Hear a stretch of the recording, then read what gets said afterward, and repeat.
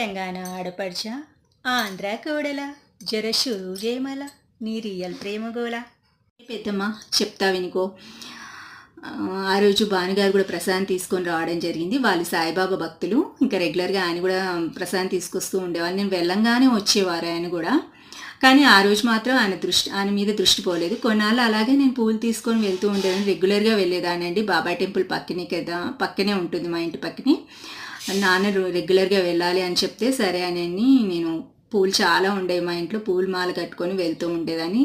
భానుగారేమో ప్రసాదం తీసుకొని వస్తూ ఉండేవాళ్ళు. వాళ్ళు సాయిబాబు భక్తులు అని చెప్పాను కదా, అట్లా ప్రసాదం తీసుకొస్తూ ఉండేవాళ్ళు. ఆయన ఎప్పుడు అలాగే చూస్తూ ఉండేవాళ్ళు, అలాగే అబ్జర్వ్ చేస్తూ ఉండేవాళ్ళు. ఈయనేంటి ఇలా అబ్జర్వ్ చేస్తున్నారని చెప్పేసి.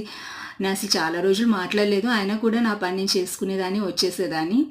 నేను ఎందుకు అలా మాట్లాడలేదంటే నా పెరిగిన కల్చర్ అలాంటిది. నా పెరిగిన కల్చర్ ఎలాంటివి తెలుసుకోవాలంటే జర